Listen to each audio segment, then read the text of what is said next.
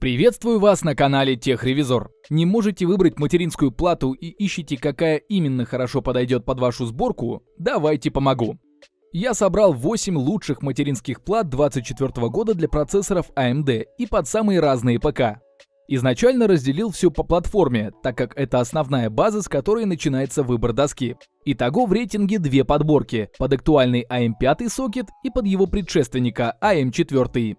Пятому решил уделить больше времени, поэтому там на выбор 5 материнок, на AM4 оставшиеся 3. В топе есть разные модели под разное железо и бюджет. Есть и навороченные варианты с максимумом разъемов, всяких опций и возможностей, а есть простые, бюджетные, условно для офисного или домашнего ПК.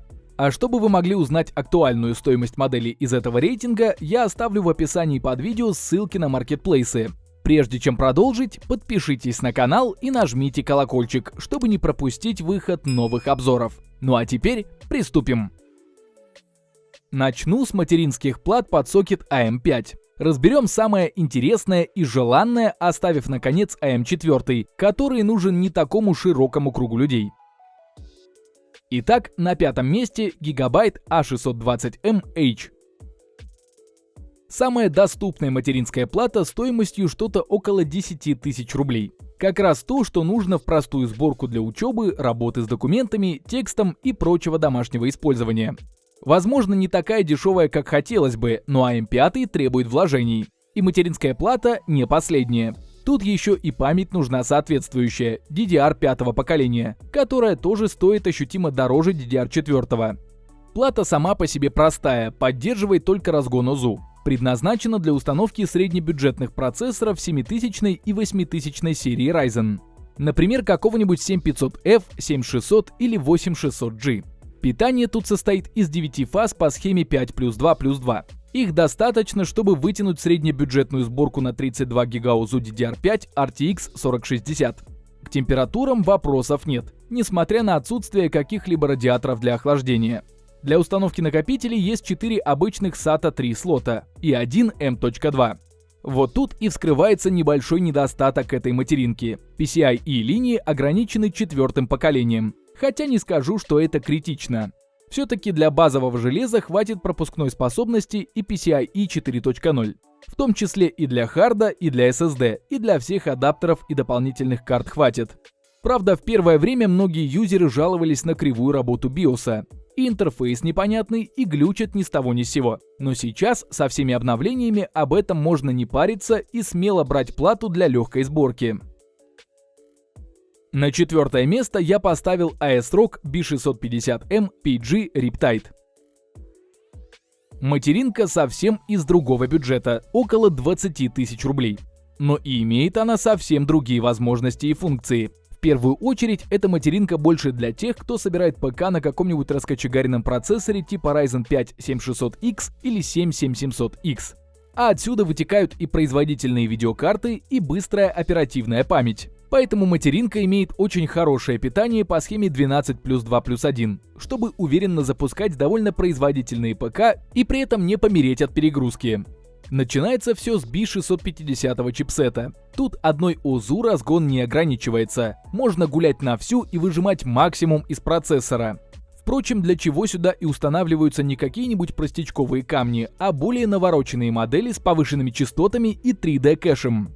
Тут поддерживаются сразу 4 слота под оперативную память DDR5. А на разогнанных частотах до 7200 МГц как-то тяжеловато, уж поймите.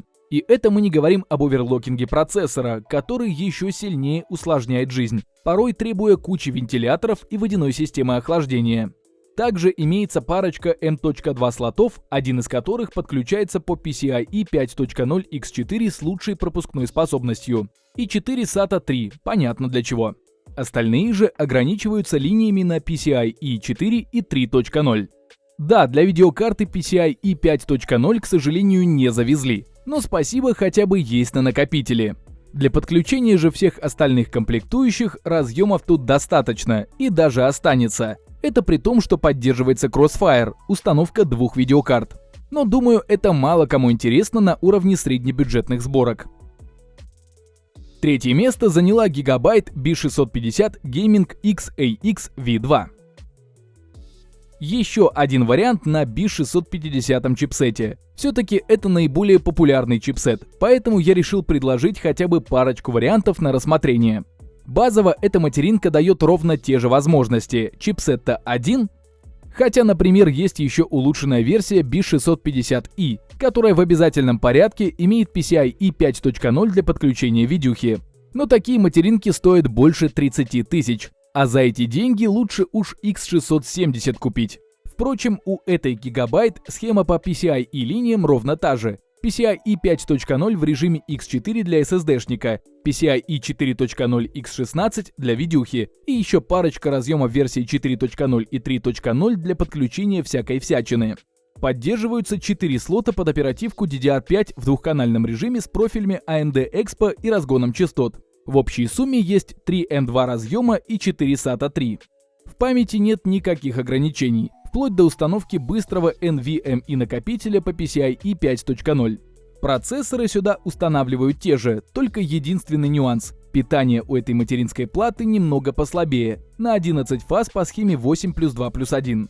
Но это вообще не мешает запускать ей горячие комплектующие с разгоном до 5,5 ГГц с 32 гигабайтами УЗУ на бешеных частотах и держать при этом адекватные температуры. Все-таки и охлаждающие радиаторы помогают. Причем на этой материнской плате встроен модуль Wi-Fi 6-го поколения и последний Bluetooth 5.3, что создает еще большие нагрузки, хотя в то же время очень удобно. Тем более, когда за те же деньги, что стоит прошлая ASRock, можно купить Gigabyte с большими удобствами. При желании, почему бы и нет. Ну и последние 2 места рейтинга я решил отдать топовым решениям под горячие сборки энтузиастов и тех, кто хочет получить максимум производительности от своего ПК. Для этого по-любому надо рассматривать X670 чипсет. Вот, например, Asus Prime X670p. По сути, от прошлого X670 отличается немногим. Например, полноценной поддержки PCIe 5.0 для видеокарты тут нет. Так что установить какую-то RTX 4090 немного нецелесообразно, она просто не раскроется. У AMD чипсет среднего класса довольно навороченный, поэтому топовый X670 отличается мелкими деталями. Например, поддержкой 6 SATA 3 слотов вместо 4, или большим количеством быстрых USB-портов 3.2 Gen 2 X2 и PCIe линий в целом. В общем-то, чего не хватает в B650 для большей эффективности. А так, ровно настолько же легко гнать и процессор, и оперативную память. Если говорить о питании, здесь оно состоит из 14 фаз, 12+2. Но оно и понятно, на этом сокете запускают 16-ядерные процы в разгоне до 6 ГГц. Поэтому без продуманного питания материнскую плату можно даже не рассматривать. У Asus же в этом плане все надежно, без выкрутасов и перегревов. Все-таки вон какие тут массивные радиаторы на дросселях и чипсете. Так что можно не париться. Да и интерфейсов достаточно под все железки, что только нужно. Под 3N.2, кучу вентиляторов и быстрых USB. Единственное, не поддерживаются Wi-Fi и Bluetooth модули. В целом, если вас устроит самостоятельно доставить адаптер, то этот момент не критичен. Хотя за такие деньги, конечно, хотелось бы иметь встройку. Но все самые лучшие фишки AMD решили выделить в отдельный чипсет, которому я и отдал первое место. Речь об MCI X670i Gaming Plus Wi-Fi. Лучшее флагманское решение для максимально производительной сборки на AMD в 2024 году. Да и я думаю в 2025 году тоже. Единственный минус – реально высокая цена. Но я специально подобрал такую материнку, чтобы по цене была приблизительно на том же уровне, что и прошлое с X670 чипсетом. Есть, конечно, за счет этого слабые места. Например, посредственная встроенная звуковуха или не самый понятный BIOS от MCI. Но в целом, если есть желание отдать за материнку 50 тысяч рублей, то можно не идти на компромиссы. Но как по мне, эта доска по цене-качеству вполне достойно выглядит. Тут нас сразу же встречают последние поколения интерфейсов, чего только можно. И для видеокарты PCIe 5.0 X16, и для N.2, и для ОЗУ DDR5, и USB Gen 2 X2. В общем, ограничений буквально никаких. В эту материнскую плату можно поставить вообще все, что душе угодно, и долгое время вообще не задумываться по поводу апгрейда или еще чего. Свободно можно воткнуть все железо и забыть. ПК без лишних свистоплясок запустится. Но все мы понимаем, что если есть возможность выжать максимум из процессора и оперативной памяти, то почему бы ею не воспользоваться? Тем более, что в этом плане можно вообще не переживать о температурах. В материнке сделано сильное питание из 17 фаз, 14 плюс 2 плюс 1, с термопрокладками на дросселях, радиаторами на VRM-зоне, чипсете и M.2 слотах. Поэтому даже самый лютый Ryzen 9 на максималках с топовой AMD Radeon RX 7900 XTX в разгоне и 64 гигами ОЗУ DDR5 не заставляет эту материнку перегреваться. Так что для того маленького процента людей с парой сотен тысяч рублей в кармане на сборку ПК предлагаю именно MCI X670i Gaming Wi-Fi+. Ну а для максимально ограниченного бюджета у нас остается небольшая подборка материнок для процессоров на AM4. Тут на третьем месте топа стоит Gigabyte A520M KV2. Это самая доступная материнка примерно за 5-6 тысяч рублей. Начинаем с того же самого. Простая материнская плата, простой чипсет A520 прошлого поколения. Напоминаю, что по части оверлокеров он поддерживает только разгон ОЗУ. На фоне прошлых топовых участников, конечно, этого может быть недостаточно, но за 5000 рублей иметь возможность поколдовать хотя бы над оперативкой тоже ничего так.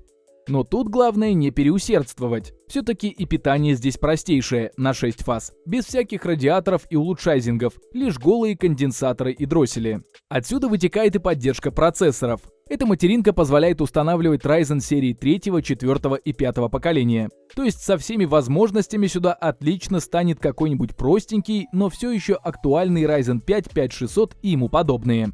Легкие холодные процы, не требующие замороченного охлаждения.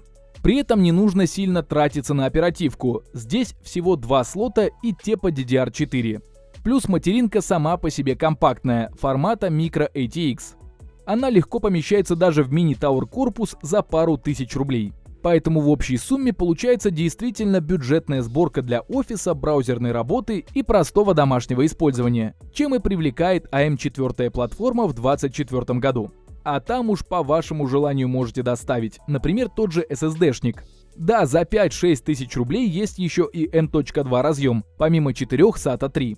Правда, все это даже не близко к PCIe 5.0. Все PCIe линии ограничиваются третьим поколением, так что в нашем распоряжении разъемы PCIe X16, PCIe X4 и PCIe 3.0 X1.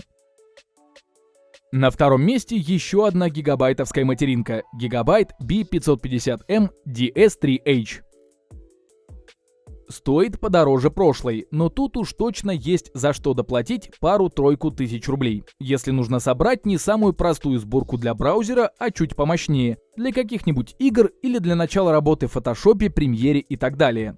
Начиная с того же чипсета B550, это в первую очередь про возможность разогнать и оперативку, и процессор. Здесь поддерживается те же поколения Ryzen. Часто устанавливаются какие-нибудь процессоры чуть погорячее офисных. Например, Ryzen 5 5600X, 5500 или даже 7 5700X. В общем, такие, из которых можно получить чуть больше производительности, чем идет с завода. Плюс тут же процессор подключается уже по линиям PCIe 4.0, как и видеокарта. Для справки, у четверки пропускная способность в 2 раза больше, чем у тройки. Такой апгрейд дает возможность подключать железки поинтереснее. Все это комбинируется с оперативной памятью гигов так на 32. Тут же 4 слота под DDR4. Поэтому есть возможность немного разгуляться. А если еще и подразогнать частоту до 4,6 ГГц, вообще пушка получается. В питании можно не сомневаться. Оно, конечно, не первоклассное, на 8 фаз в общей сумме, но этого все равно достаточно для стабильной работы всей системы без перегревов и конских температур. Также из приятного поддержка 2 слотов M.2 под SSD. Кстати, один из них также подключается по PCIe 4.0. SATA 3 в стандартном количестве 4 штук также на месте. В общем, не хватает разве что внутренних USB-портов и встроенного модуля Wi-Fi с Bluetooth. Но последнее – прерогатива совсем уж дорогих материнок на AM4. Ну и на первое место топа я решил поставить MCI MAG B550 Tomahawk. Рассматривать X570, как по мне, не самое рациональное решение. Если хотите поставить какой-то горячий процессор и видеокарту на M4, то лучше сделать это в MCI MAG B550 Tomahawk, не переплачивая за X570. Ну серьезно, у MCI довольно серьезное питание на 13 фаз в общей сумме, хорошее охлаждение и чипсетной зоны, и VRM, и M.2. Материнка поддерживает те же поколения, но на нее без зазрения совести ставят не то что горячий Ryzen 7, а даже какой-нибудь Ryzen 9 3900X. Конечно, такой старый процессор еще поискать надо, но сам факт того, что материнка выдерживает нагрузки серьезных процессоров с высокой частотой, еще и в разгоне. Поэтому почему бы и не воткнуть сюда какой-нибудь 4070 Ti, 5700X, 32 ГБ оперативы и не подразогнать это все. При желании можно даже вторую видюху воткнуть, так как Crossfire поддерживается. Поэтому по сути никаких ограничений по мощности тут нет. Плюс для памяти также есть парочка M.2 разъема и 4 SATA. Один из M.2 подключается по PCIe 4.0. Схема та же, что и у прошлой Gigabyte. При этом остаются еще однопиновые и четырехпиновые линии для подключения всего остального. Единственное, некоторым пользователям не хватает внутренних USB-портов, но я даже не знаю. Того, что есть, вам в любом случае хватит для подключения мыши, клавиатуры, наушников, адаптера, внешнего накопителя и даже зарядки. Поэтому смотрите сами. По итогу получается мощная материнская плата со всеми удобствами и интерфейсами на борту, поддерживающая работу с горячими комплектующими. Для всей красы не хватает разве что встроенного модуля Wi-Fi и Bluetooth. Но, кстати, эта материнка есть и в таком исполнении, с приставкой Wi-Fi на конце. Только она дороже, поэтому если нужно, всегда пожалуйста. На этом мой рейтинг подошел к концу. Стоимость всех моделей рейтинга можно посмотреть по ссылкам, оставленным в описании и закрепленном комментарии. Подписывайтесь на канал, ставьте большие пальцы вверх, а также не забывайте включить уведомления, чтобы первыми узнавать о новых рейтингах и обзорах техники. А с вами была команда канала Техревизор.